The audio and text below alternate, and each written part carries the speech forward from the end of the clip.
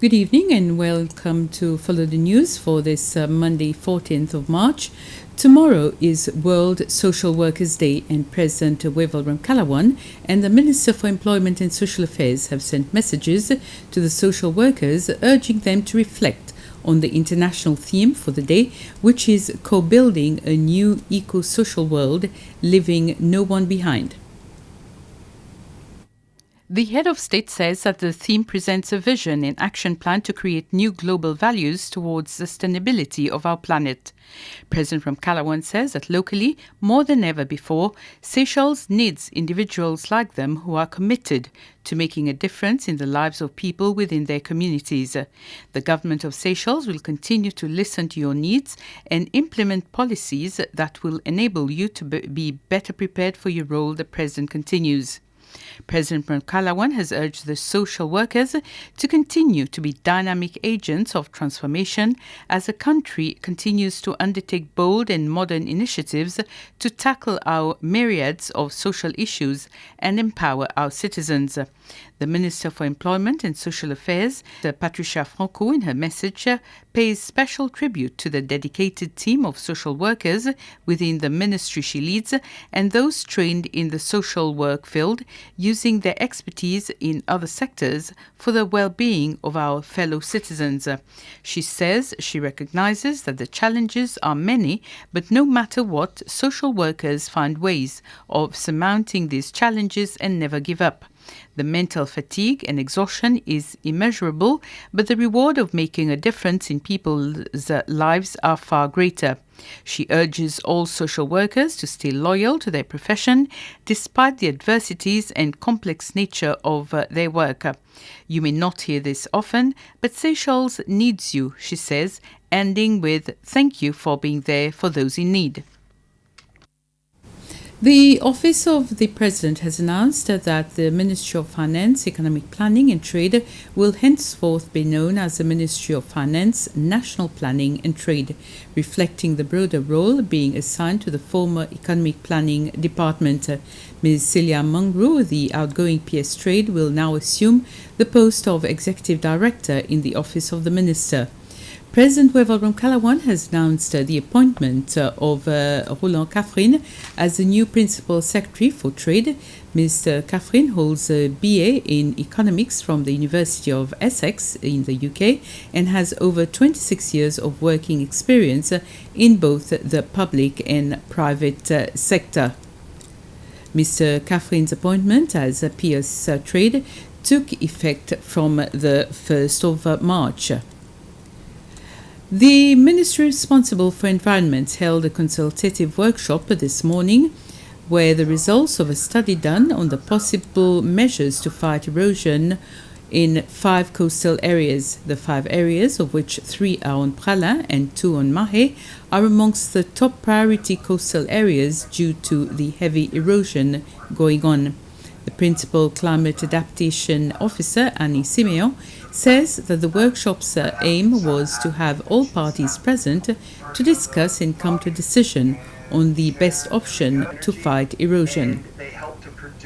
The different solutions being proposed today, having all the stakeholders present, especially the district administrators, they are the ones that pushes forward projects for the different districts. So hopefully we can all agree on which solutions to be implemented in the different districts. Funding is one of the main issues. Hopefully we'll be able to get some international funds. We have representatives from COE today, and hopefully we can agree on which district and which options we can implement. A total of 33 staff from the Immigration and Civil Status Department received training on the basic principle of customer service today. The training is being organized by the Department of Tourism as part of its hospitality campaign.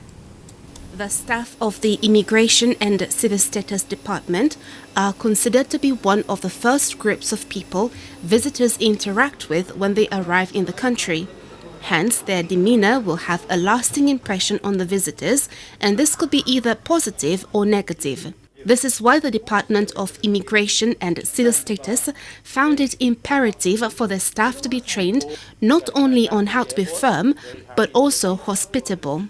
Conscious of the drowsiness and discomfort experienced by passengers as a consequence of long-haul travel, our border control officers endeavor to have them processed in as smooth a manner as possible, even in the most difficult circumstances.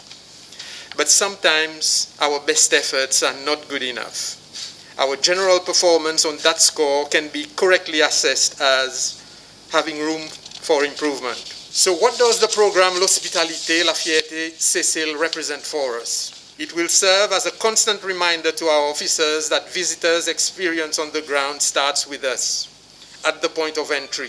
The Principal Secretary for Tourism, Sharon Francis, says the training is part of a series of training organized by the Department of Tourism in line with their hospitality campaign with the theme Hospitality, the Pride of Seychelles.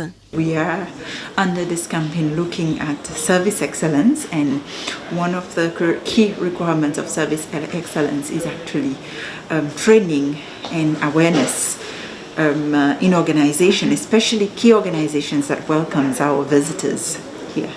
Trainings are also expected to be extended to other public service sectors such as taxi and bus operators. Planting fruit trees as a way to retrace the lives of liberated slaves' children living in Vinstown, Sans-Souci, in the year 1800. This activity was organized today by the Seychelles National Heritage Resource Council to mark Commonwealth Day. Present were the British High Commissioner, Patrick Lynch, personnel from the Seychelles National Heritage Resource Council, and children from the Heritage Club of Port-Glo School. They planted several local fruit plants. The aim of this campaign is to create a new attraction for visitors. Agriculture was one of the main activities at Vinstown when it was still operational. The theme for this year's Commonwealth Day is Delivering a Common Future, which High Commissioner Lynch says actions are being done by Seychelles go towards the theme. And I think we're always clear on our common past, our shared values of democracy and community. But in terms of that common future, central to that clearly is how we respond together to the climate crisis, to the shared threat that we all face. I think this especially is one of the areas where the UK and the other 52 Commonwealth countries can really learn from the Seychelles experience. It's an area where Seychelles is at the forefront globally. What we have here is a deep knowledge and a deep understanding of the land and the ocean and the environmental impact that the global population has on that. And this is just one, the project we see today is one of a number of really exciting initiatives across the Seychelles to mitigate that threat of climate change, to protect our common future. The African Union Development Organization, ODO, is conducting a session on survey and numeric innovation. This is a continuity of discussions which started in 2015 between Seychelles and the African Union Development Organization. Seychelles started the first training in 2016, followed by a first report in 2017 of a survey and research on innovation and technology in the country. The result was published in the Outlook African magazine. Chianucha Mwende is from the Data Analysis and Research Division of ODO. We are conducting a training session on how to measure R&D and innovation performance using the digitized tool, and to review some concepts in terms of R&D, how R&D is organized, how innovation is organized within different sectors of the economy in Seychelles. How would you describe the session so far? The session has been wonderful, and a lot of important strategic questions have been raised, which would point us to aligning the issues that we focus our measurement on, and how best the work that we do can help inform policymakers, researchers, and members of the public. Okay, and what's the way forward from now? We have covered quite a lot of ground since we started in 2016, but there's still more work that needs to be done to a point where we say we have gotten all things going. It's work that has to be done iteratively, because issues and emerging issues arise given the digital transformation issues and the COVID-19 issues, emerging issues like climate change. All of these are issues that need us to go back to the measurement system of R&D and innovation and recalibrate or reconfigure so that we capture current issues. And with this, we come to the end of this news summary. Next on SBC, the quiz program 100%.